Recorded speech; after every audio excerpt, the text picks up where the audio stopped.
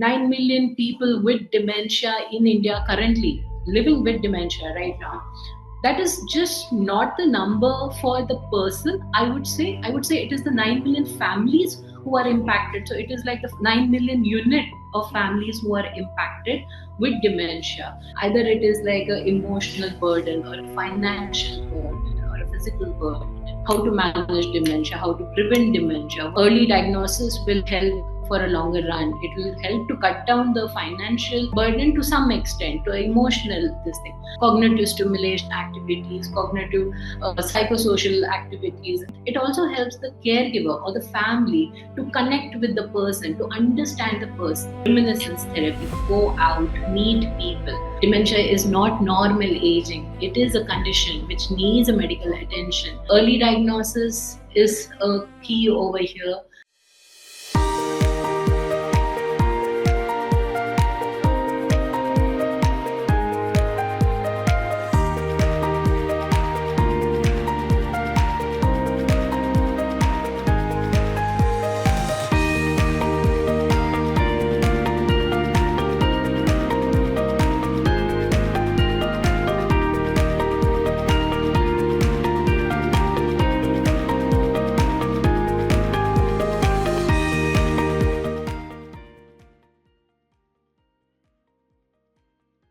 Good morning. It's lovely to see all the participants here. So, without taking much time, first I would like to thank Dr. Sandeep, who did a brilliant job explaining the complexity of dementia with respect to the nature of the disease, and then with respect to how culture can be challenged, and then all the different things that he just spoke.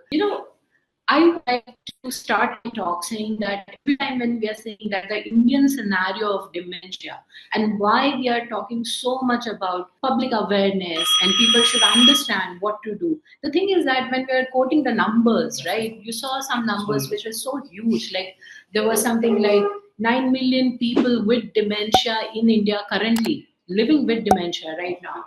That is just not the number for the person. I would say it is the 9 million families who are impacted. So it is like the 9 million unit of families who are impacted with dementia. So dementia is not just like it is impacting the person with their cognition or daily activities. It is an entire family unit which is getting impacted. Like somebody has to supervise. Either it is like an emotional burden or a financial burden or a physical burden.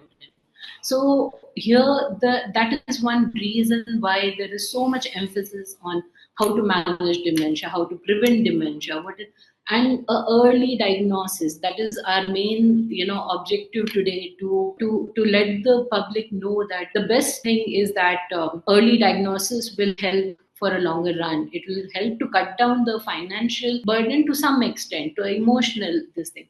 So as you see the slide, I'm going to talk about non-pharma management. So when we talk about non-pharma management, it is basically not involvement of medicine. Yes, whatever the doctor prescribes you, you have to follow it, you have to take those medicines. But at the same time, there is other part of treatment in dementia. So one would be the non-pharma management, where there are cognitive stimulation activities, cognitive psychosocial activities, and then there is caregivers management. So these two parts that I would like to emphasize more on. So when we talk about the non-pharma management, it is basically to aim, like, to help the person with cognition, behavior, their functionality, functional rehab, and then it also helps the caregiver or the family to connect with the person, to understand the person. So as Dr. Sandeep rightly, he said at one point that everything that is happening, the psychological issues, it is more like so our aim is basically for the cognition and behavior, and which includes a lot of therapies, environment changes, and caregiver support. So that is what we are going to see over here. So basically, what I was saying is that Dr. Sandeep did mention that there is an unmet need that happens, and that is the reason why we see that there are a lot of psychological issues that happen. So when we are talking about the neuropsychological issues in dementia, which is like agitation, anxiety, or other things, there is a major chunk of time that happens is like there is an unmet need, and that is the poor communication. The dementia person loses their language or the ability to speak or communicate, comprehension, and that's why they are not even able to say the basic things, something like I would like to have a glass of water, or I would like to have maybe some pain medication, I have a headache. So they're not able to communicate. So when we do these cognitive stimulation therapies or non-pharma interventions, there is a very good chance that a good rapport or a new rapport or a new relation is formed between the family person, who is the caregiver, and the person with dementia. And that definitely helps to build that bridge where the communication is not playing, or I should say the verbal communication is not there. So cognitive stimulation therapies or the other therapies that I'm going to talk about now, that definitely helps to bridge in this gap. At the same time, as I mentioned, that it will help to cut down a good amount of burden, which could be like emotional burden, financial burden, or even like a constant physical burden. So when we talk about these cognitive and psychological therapies, the major part is like cognitive stimulation therapy, where we do a lot of activities like puzzles, music, based on the person-centered approach, where understanding what the individual was in the past, what was their background, their culture, their education, or what part they come from. So based on those things, then we help them identify things that they would be interested in, and we work on as a cognitive stimulation therapy to help the domains that are impacted by dementia, so that at least it can retain for some time, or the progression of the disease will slow down for some time. The other things that are done generally in the non-pharma interventions is like reality orientation. Like people with dementia will lose orientation, they don't understand the time or the place. So there's a therapy which is called reality orientation, validation therapy. A lot of time the person with dementia would speak of their past memories and not the current memories. So a lot of time somebody would come and say, oh, where are my parents, and we end up just saying that, oh, they died long years back. And that might just trigger off that trauma every time that they get this answer that, oh, they are not there anymore. So something like that can be taken care by a validation therapy, or where we can just help them to understand, or in some cases just go by the flow by saying that okay, or just diverting them. So when we talk about these cognitive stimulation therapies or the activities, the meaningful activities, they can be a very good way to divert the mind when there is a very a difficult situation or challenging behavior that is happening. The other things are like psychological therapy that definitely help to some extent in mild stages, and then there is reminiscence therapy. Then physical exercise is something that is very that can be very helpful, of course. And then we have identified like music therapy, people who liked music. So all the therapies that we are mentioning over here, it is based on like the person's interest and more like a person-centered approach.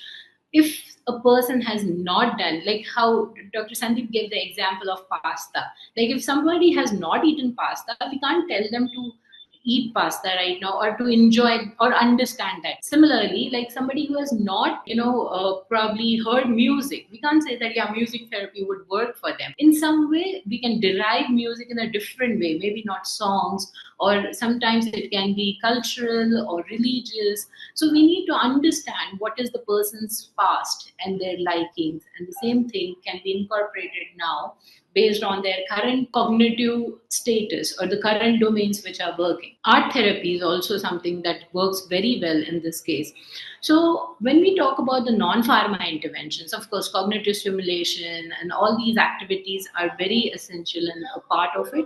At the same time, having a structured routine is something very important. Literally having a timetable, how we had it like in our school, because there is always a body clock. Even though a person with dementia may not understand that what is the time, or they are disoriented, but if they are fallen into a routine of their meaningful activities, or doing certain things at the same time, something like how we have lunch, like we know that it would be for the lunchtime. We don't have to look at the clock to say that, oh, this must be my lunchtime, that's why I'm hungry. Sometimes it's like you yourself, in the reverse way, you would say, oh, I'm hungry, it must be 2 o'clock already. So that's a body clock that works. And then that's the same thing we can try to incorporate for the person with dementia also, where we do meaningful activities which they thoroughly enjoy or they feel comfort into, and they will be looking forward to it. The only catch is that, yes, we will have to spend a lot of time. So it comes with a lot of patience, time investment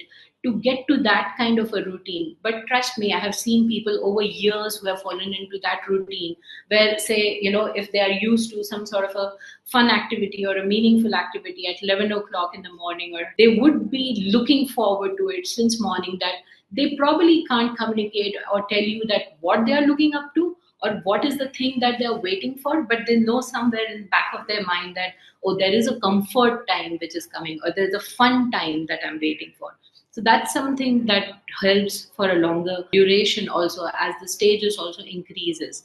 Other thing is dementia-friendly home, which is like, environment modification, something that helps for fall prevention, and also like which can reduce confusion in people with dementia. So good lighting, contrast colors, the colors that the person with dementia would see even to a later stage of their disease. There is a high possibility some people with severity of dementia might have confusion with dark colors or grays or certain tones, or the visual spatial would be impacted. So in that case, what we recommend is like environment modification. A lot of assistive devices are used for wandering. Dementia has a symptom called wandering, where people just walk out without any sense of purpose, and they forget to where to come back. They might forget the house address, or they might just wander off. So a lot of assistive devices are in the market right now, and that can be used. So if you GPS tracking system, there are fall prevention assistive devices, or there are medication dispensers. So to some extent, these definitely help in our intervention. Then social engagement, as Dr. Sandeep rightly said, that go out, meet people. When people get diagnosed with dementia, family automatically tries to cut them out. Maybe it can be a social stigma, or just a perception that the person can't talk. See, the person can, maybe the communication is gone, but the insight is there. The individuality of the person with dementia is in there. They do understand that, oh, there are 4 people in front of me, but they are not talking to me. Or they are going out for shopping, but they are not taking me. They may not put it in words, but they will definitely feel it. So every time they are just like, putting all these things inside, the negative points, and one day suddenly it blasts off into agitation, or a very physical, or a physical aggression, or some irritation they will develop towards the family. So a lot of time we have seen that, these are the small things that will convert into challenging behavior. Of course, it is very challenging to take them out, but a very controlled environment, or just going out for a park, supervise them, maybe to go to a mall.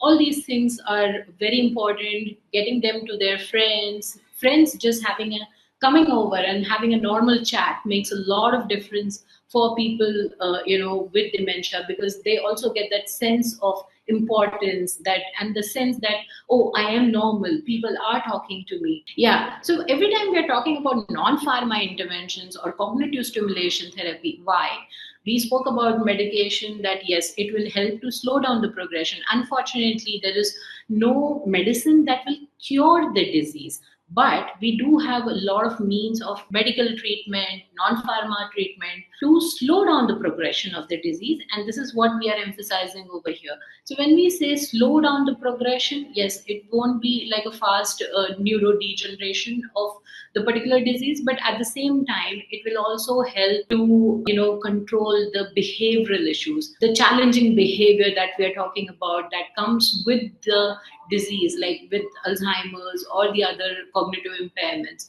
So first thing is, yes, it delays the progression of disease. Then it will help in positive emotions. As I said, that it fosters the communication between the caregiver, the family, and the dementia person. When you do these fun activities, when you do these non-medical interventions, spend time with them for social integration or music therapies or the other therapies that I just mentioned, it will definitely make a good rapport. Maybe not like how a normal person would have a rapport, but in some way, yes, a positive connection between the two people. So it will help to cut down the challenging behavior. It will help to maintain the functional abilities, which is a very important factor for dementia care, where we want the person to be able to be independent, to do their things by themselves, like what we call the basic activities of daily living. It will help to improve the confidence that, oh, I am able to talk to people, I am able to do the activities, like even though it's a small thing, then it definitely helps the quality of life. And I think all the things that we are talking about eventually comes out to the point that it is the quality of life that is important for the person with dementia, like, and the family and the caregiver. So I feel that this is like a package that can help with all these things. But yes, it takes time. It needs that understanding that how it works, but it's nothing like a rocket science. It is something some very easily doable. Yeah. So this is reminiscence therapy. So where reminiscence therapy is like, using the old cues, like or using the old photographs and helping them think about the positive or the happy memories that they have. So because the long-term memory will be intact to some longer durations, they are comfortable talking about these things. So on the screen you can see, like, people trying to recall things, and then we have a concept of memory box, where it's like we just try to compile all the things that they still remember, and they still like can connect to it, like something like, oh, this is the teacher trophy that I got, something like a souvenir or some sort of a thing that just elicits that happy memory where they can talk. That just makes them feel good. So reminiscence therapy is definitely a very good way, to incorporate cognitive stimulation. And the best part about reminiscence therapy is, like, we don't have to do a lot of homework for it. Each house will have like a display unit or a showcase where we have had things for years and years, compiled them from our travels, souvenirs, trophies, photographs. That's exactly the memory box that we need. And that's all, like, a person with dementia really need to stand there for 10 minutes, and they will have those old memories and happy memories coming back, and they will talk. All we need to do is like just stand there and be there to listen to their stories. So this is more like, on the slide we can see that there's stimulated presence therapy, where it's like, we do a lot of audio or video stimulation thing, which will help to reduce the anxiety, agitation. It also helps in social engagement, social integration, which eventually helps people to come out of that loneliness. A lot of time our elderlies are just feeling lonely, that can, trigger off, like, feeling depressed. Then the validation therapy is something, as I just mentioned, right, at the start of the talk. So it helps, like, the confrontation rather than correcting them for the facts, because they don't have the factual memory because of the short-term memory loss or the cognitive impairments. They're not able, the person with dementia is not able to give you the factual things. It doesn't mean that we confront them for it. For example, if we ask them for breakfast, and if they say that, yes, I had like maybe dosa or idli, and in reality they have had maybe just bread and omelette, it doesn't matter that what they are saying.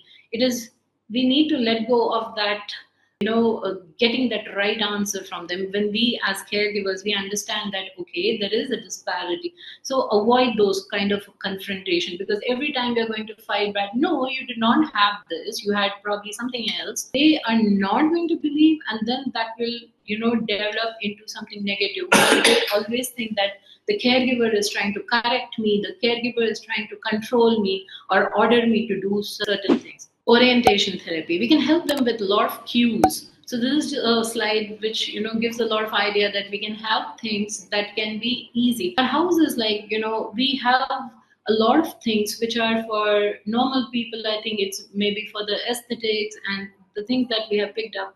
But now we need to start for the dementia person, like if they have lost their domains or they are, the cognitive domains are impaired, then how we are going to help them with cues that will help them to feel good. Like if they're not able to read the clock, maybe we can give them like a digital one that will make them feel good about it.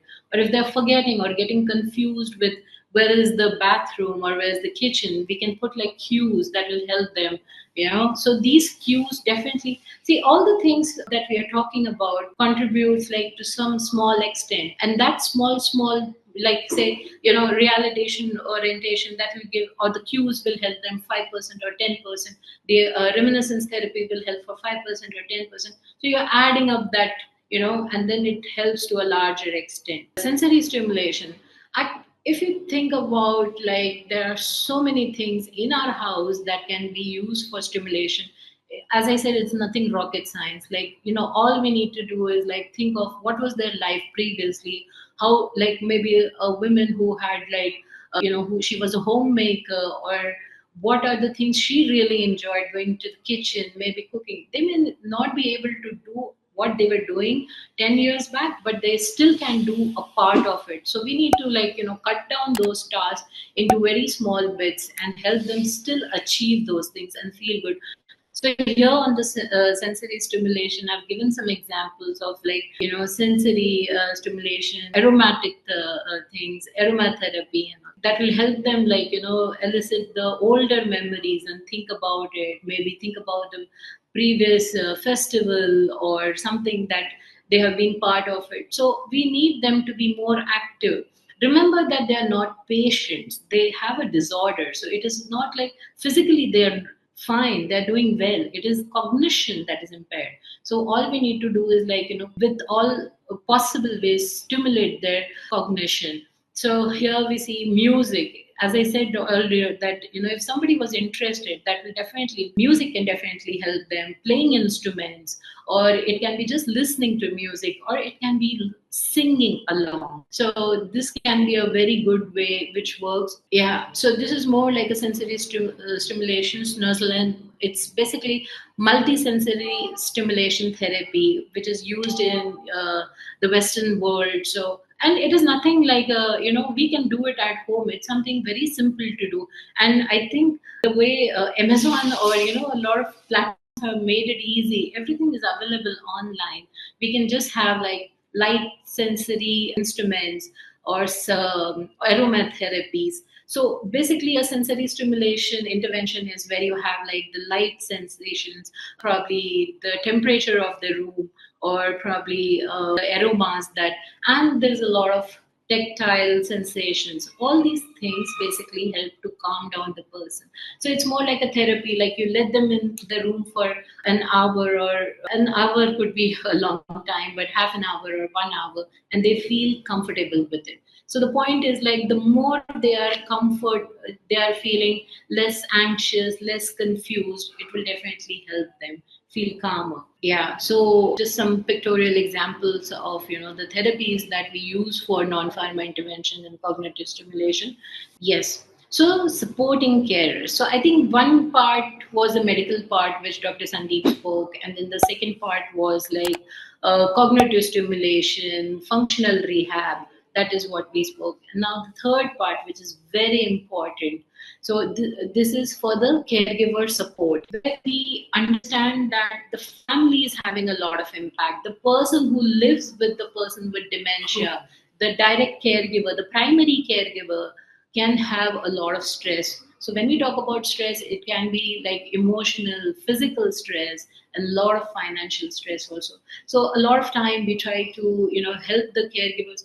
See, one thing is that dementia is actually a journey. It is not like, you come for one session and it is the end of the story.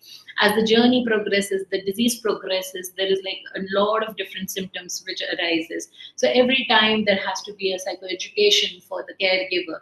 New information has to be learned, that how to manage symptom, or how to manage those particular things, the new things that are happening to the person with dementia. So there has to be a constant a professional and a caregiver support system. We try our best to reach out to the caregivers. So yeah, this is exactly what we were talking about, the three different parts that we broke down into how to manage dementia. So today's our main intention was of early diagnosis, why it matters more. Over the years of my experience, like we get to see patients only when there is a problem with the family that they are not able to manage the symptoms. When there is a very severe stage of the disease with a lot of psychological issues or cognitive issues, when the family just can't manage. And that is the time they first seek the medical attention. And so many times, like when I ask them, okay, there is, your medical record do say that there is like some sort of a dementia or cognitive impairment. And like, we didn't know there is any treatment, because the perception that we have is that there is no cure. So we just come to a deadlock that, okay, as there is no cure, there's nothing can be done. No, that is not the case. Yes, there is no cure, that is the right part. But then there is so much that can be done. And that is the reason why we try to reach out to you to make you understand that, yes, if you identify these symptoms, the best thing is to reach out to a doctor to get a diagnosis and then start the care management. Yeah. So the takeaway today, like Dr. Sandeep also spoke and emphasized so much on, dementia is not normal aging. It is a condition which needs a medical attention. We need to identify and learn the 10 warning signs or the basic warning signs so that we can help people recognize and lead to medical interventions. Early diagnosis is a key over here. The sooner we know, the sooner we'll be able to incorporate. So it is not only for the person with dementia, it is also for the caregiver. So the sooner you know that what you are going through, when you start naming it that, oh, this is my caregiver stress, it will help you to, take actions for it. So, and then of course the medication will help. So there are so many non-drug therapies that we just spoke about. So dementia, as I started with my talk, that it is not the person who is getting impacted, it is the entire family unit who is getting impacted. So it is our whole community which is impacted by dementia in some form or the other. And for the carers, there is like, it is as equivalent to the treatment that we are providing to the person with dementia. The carers also need that kind of support. Thank you so much. And it was lovely. Sorry for the delay. I am not sure about the network was slow or something happened, but it's always a pleasure to be at WishwaTalk and, talk about dementia, reach out to the general public. Thank you so much. If you have any questions, Dr. Sandeep is also available. We are happy to answer those. Thank you.